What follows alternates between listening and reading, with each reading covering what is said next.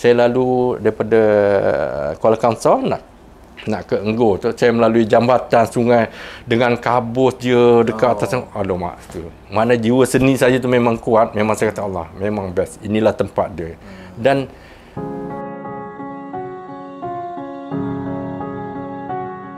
Assalamualaikum warahmatullahi wabarakatuh. Saya Ibrahim bin Muhammadun. Ini cerita saya. Terlebih dahulu saya ucapkan terima kasih kepada KKTV, host Jo Azam. Saya berasal dilahirkan di Batu Pahat, Johor lah. Orang Johor, Jawa. Jadi kebetulan hari ini adalah saya rasa bersyukur kepada Allah lah. Hari ini adalah hari lahir kelahiran saya. 60 tahun. Dalam masa yang sama KKTV datang, saya sangat seronok lah. Saya lulusan UiTM dalam bidang Art and Design tahun 1987 saya habis. Lepas tu tahun 1994 saya melanjutkan pelajaran ke luar negara, United States dan Amerika dalam bidang ceramic engineering lah. Tahun 1987 rezeki saya yang utama adalah Kuala Kangsar. Saya telah dilantik oleh Perbadanan Kemajuan Kedatangan Negeri Perak. Lepas tu saya dapat pekerjaan tetap sebagai pensarah di Jabatan Tenaga Rakyat di Kuala Lumpur. Jadi saya letak jawatan, saya balik ke Kuala Lumpur. Tapi jiwa saya tu lain tau. Terhadap seni ni saya kuat. Saya telah diarahkan oleh pengarah lah waktu tu untuk saya menukar bidang. Daripada seramik kepada logam. Jadi kecintaan saya terhadap seramik ini sangat mendalam. Saya tak ada fikir panjang, saya notis meletak jawatan. Saya mendapat tawaran di dalam bidang seramik industri untuk sebagai executive product development lah. Jadi kat situ saya banyak menggunakan ilmu, knowledge, pengalaman saya semasa di luar negara dalam ceramic engineering tu. Jadi saya bertapak dekat tu 10 tahun. 10 tahun di syarikat swasta tu. Jiwa saya dah mula nak bekerja sendiri. Waktu tu saya minat memasak. Jadi saya minat memasak. Ya. Jadi saya tekad, saya letak jawatan, saya buka restoran. Dan restoran tu masa tu tahun 2005. Di Bukit Raja, saya buat masakan Johor. Bila kita tak ada pengalaman pengendalian restoran, hobi tu sekadar hobi sebenarnya. Jadi masa tu saya boleh bertahan tak sampai setahun. Dugaan ada dengan masalah pekerja, dengan masalah benda yang mistik. Itu biasalah kalau orang yang bisnes makan ni dia tahu lah. Jadi saya tutup bisnes saya tak ada pendapatan. Jadi saya teringat Kuala Kangsar ni pasal rezeki saya yang pertama. Yang mula-mula tadi. Ya. Tahun 80. Jadi kebetulan bila saya merisi, rupanya super senior saya masa di UiTM tu menjadi pengarah di tempat saya lama dan saya telefon dia lah. Saya telefon dia kata Cik Ucup dah arwah dah meninggal. Saya kata Cik Ucup, saya dah lost job. Ada tak kekosongan? Ada. Dia simpati dengan keadaan saya. Tapi dia kata kontrak. Gaji hari. Tak apa, saya terima. So dekat situ saya selama 1 tahun lebih. Pangkat saya dekat itu penolong pengarah lah, mengendalikan projek je ni. Tapi kita punya rentak tu dah lain. Dulu kita government, kita pergi pada swasta. Swasta ni rentak dia lain. Masuk government balik, dia dah tak boleh lah. Jadi saya dapat bertahan setahun lebih. Saya letak jawatan dan saya mendapat tawaran di satu syarikat swasta di Kulim lah. Jadi kat situ mungkin saya dah pernah bisnes kan. Bila kita makan gaji tu, kita dah rasa kita reverse balik. Dan saya kembali ke Kuala Kangsar dan saya tekad lah. Saya kata saya dah tak boleh undur dan saya membuka syarikat production pengeluaran barangan seramik. Menyewa permis di Keratangan selama 10 tahun. Jadi 10 tahun tu saya memang bergerak merata Malaysia lah, mengikuti event program diorang.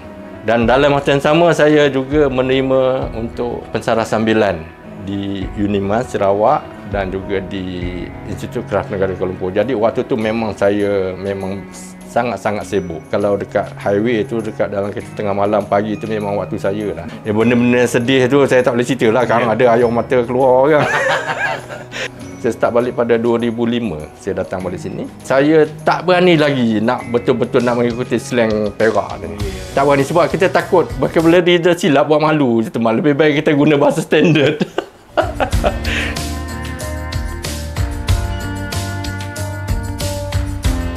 Tahun 2005 tu, masa tu umur saya 40 tahun.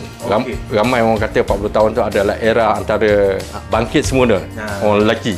Satu tekanan lah. Kita nak membesarkan anak, kita ada tanggungan ni.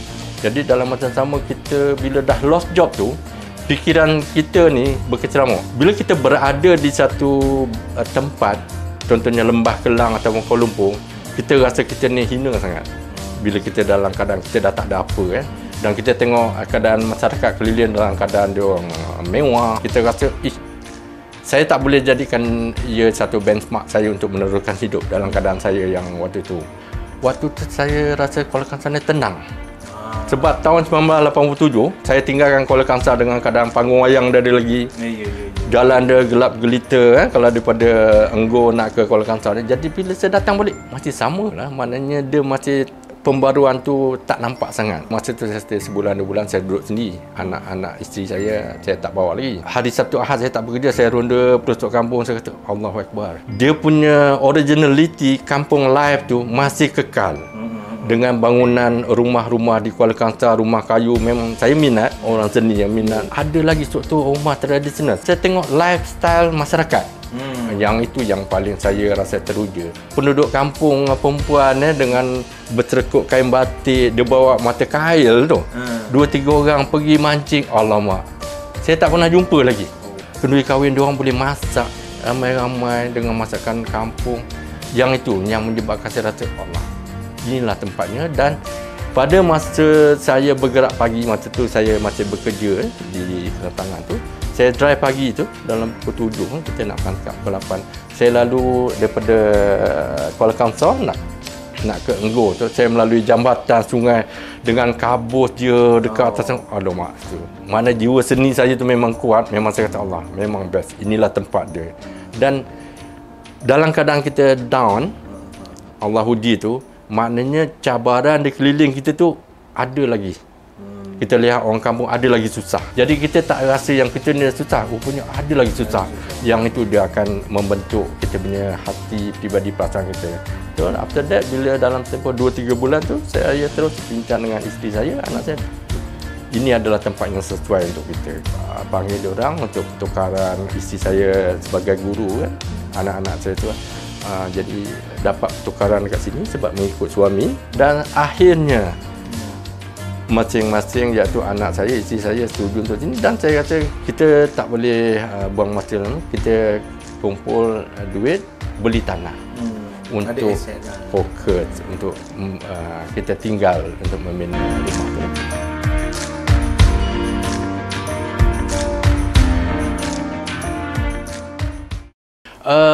Mengenai apa yang kita lihat di belakang saya ini adalah stage yang kedua.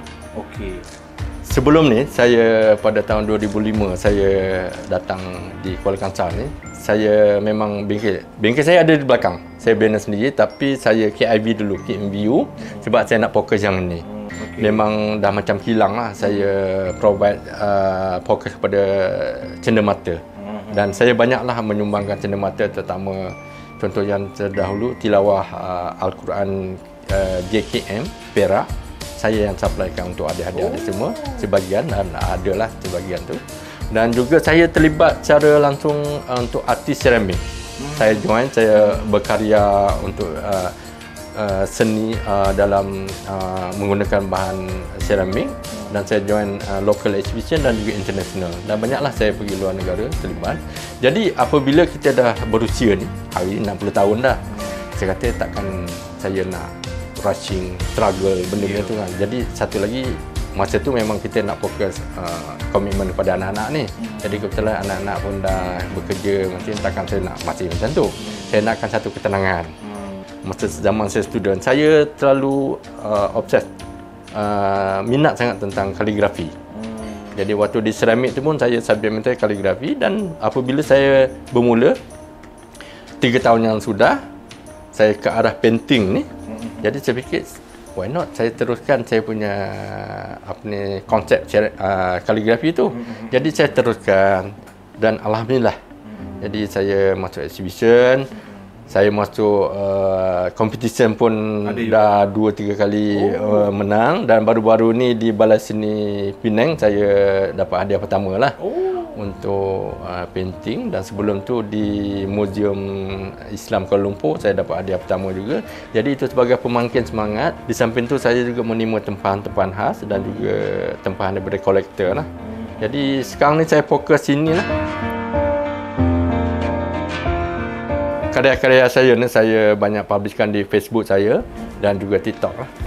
Ibrahim Muhammad Don ni, kalau anda Google Ibrahim Muhammad Don akan keluar. Tahun lepas saya terlibat dalam pameran di Perpustakaan Awam Kuala Kangsar. Saya buat solo exhibition dibawa berita pameran tu ke Dewan Bahasa dan Pustaka, dan ada penulis Perak, ada raja siapa saya lupa lah, jadi kamcing dengan saya, dan dia banyak menulis tentang saya. Saya juga aktif pelawaan dari mana-mana NGO di seluruh Perak dah, dan yang baru-baru ni bercadang untuk buat welcome Islamic activity. Jadi dia nak imarahkan masjid tu, nak buat lain-lain, dan dia menjemput saya untuk buat demonstrasi seni hot, dan saya libatkan grup seni hot Malaysia daripada Shah Alam. Kami akan berkarya lah. Saya dah mula terlibat dengan Perak Open Studio yang ada di belakang ni, baru ni kan. Jadi kita berkumpul, ada 5 orang artis anak jati Perak. Walaupun saya luar, tapi saya dah berada kat sini, saya kena tukar kulit lah. Kena jadi apa, orang kata apa, bukan menggarung, apa dia panggil, yang boleh tukar-tukar tu. Jadi saya dah sekali dengan grup artis Perak. Rumah ini telah didatangi oleh pengarah Balai Seni Kuala Lumpur, dan juga beberapa macam POD, Perak Corp datang. Semualah kita dah dijadikan seperti apa, mapping sebagai satu studio seni. Saya punya prinsip, saya kata dia painting karya saya ini dimiliki oleh semua golongan. Saya tak mau target pada kolektor yang mewah-mewah, yang bayar beribu-ribu.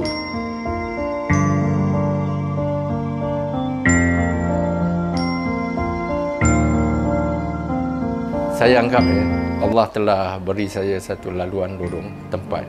Saya anggap memang, saya rasa betul lah saya terpilih. Saya meluahkan, terutama isteri saya lah, dia keluarkan dia sebab dia minat fotografi, dan kami meronda setiap pelosok di benang kering ni. Contohnya benang kering, Kati dan juga Simpang Lawin, Lenggong. Kita ambil gambar-gambar tu dan kita masukkan dalam Kuala Kangsar di hatiku. Ramai respon anak-anak jati Kuala Kangsar yang kadang-kadang dia tak tahu yang itu adalah kampung dia pun. Yang itu kita rasa tergelak dan kita rasa alamak sedihnya. Baru dia tahu yang benda tu cantik. Rupanya benda tu mereka tak cari. Ya. Yang kita ni orang luar, bila datang ni kita cari, pelosok kampung tengok benda-benda sungai, air terjun, rumah yang makcik-makcik pergi mancing, pergi berlukah, semua tu kita ambil, dan dia rasa cantiknya dia kata.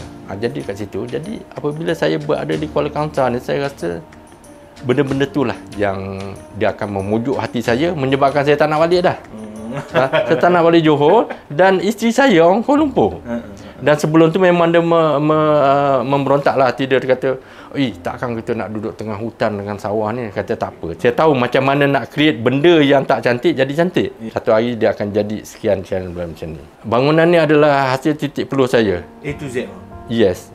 Dan mana yang hard working tu, hardcore macam tu, saya panggil 2-3 orang, bantulah. Apa yang saya nak racun kepada masyarakat Kuala Kangsar ni, terutama benang kering, bukan racun lah, kita istilah sekarang tu pandai meracun kan. Sebenarnya benda tu kami dah racun dah. Isteri saya pun mendengar dia akan gelak. Sebenarnya ini adalah bumi bertuah, tapi you all tak dapat nampak untuk menghayatinya. Peringkat permulaan saya beli tanah di benang kering ni, dan saya jumpa ketua kampung. Dia pun tegur saya. Dia kata, Cik Baim betul, buat rumah tengah-tengah sawah tu menyusahkan aku, dia kata. Apa-apa hal kan kamu kenapa terpekik terlolong tengah sawah tu, siapa nak nolong? Jauh daripada orang. Ya, tapi Cor, pasal kita dalam keadaan kita dah susah. Dalam kita susah, kita dah tak ada berpegang kepada manusia ni sebagai kita punya kekuatan. Kita berserah pada Allah. Kalau kita berjiran rapat pun, kalau jiran tak peduli kita, kamu terpekik terlolong orang buat saja je, sama juga. Jadi kita pegang pada satu, kita pegang pada Allah. Kamu duduklah celah mana pun, kita pegang satu. Dan Alhamdulillah sampai sekarang. Pernah yang paling lawa tu, sepupu saya, dia duduk JB. Dia datang rumah saya. Dia datang ni, biasalah orang bandar datang tengok bila kita, rumah kau macam ni aje. Iyalah macam ni, nak apa lagi? Tak ada grill tingkap pintu, tak ada kata. Sebab kalau kita tinggal di bandar-bandar, grill dah macam duduk dalam penjara, betul lah. Tapi kita tawakal dekat sini. Alhamdulillah sampai ni, dan Saya rasa masyarakat, saya fokus pada benang kering lah. Masyarakat benang kering ni kerjasama, masih gotong royong, kesepakatan. Walaupun politik berbeza. Politik kadang ada berentak. Betul. Tapi bila kenduri kendara, gotong royong sepakat. Macam tak ada apa. Jadi itulah saya mintalah anak-anak jati benang kering terutamanya dan juga Kuala Kangsar, kembalilah. Tanah kampung anda ni adalah satu yang macam surga dunia lah. Sebab aset dunia dengan sungai dia merata-rata. Lepas tu ada bot nelayan. Lepas tu gunung ganang. Dan bila saya berada di rumah saya, naik bulu rumah saya ni. Saya berada kat sini, saya rasa Allahu Akbar. Keliling ni gunung ganang. Bila kita tengok, keliling gunung lah. Jadi bila kadang kata kalau musim sejuk tu, dulu dekat sini dia beranda. Embun tu, dia boleh melintas ni. Dia melintas keluar rumah saya. Dulu kat sini dia open. Dia melintas, alamak. Itu mahal. Yes. Itu yang kadang-kadang kalau ada student-student yang bertandang, saya bawa dia art talk di Belanda, di belakang tu sampai pukul 2-3 pagi dan dia dah mula rasa dah. Masuk pukul 12 dia dah pakai sweater dah. Air embun dah melekat dah dekat sini. Jadi itulah saya rasa anugerah Allah lah, benang kering. Dia jemputlah anak tempatan, kembalilah. Sebenarnya surga dunia anda tu berada dekat sini.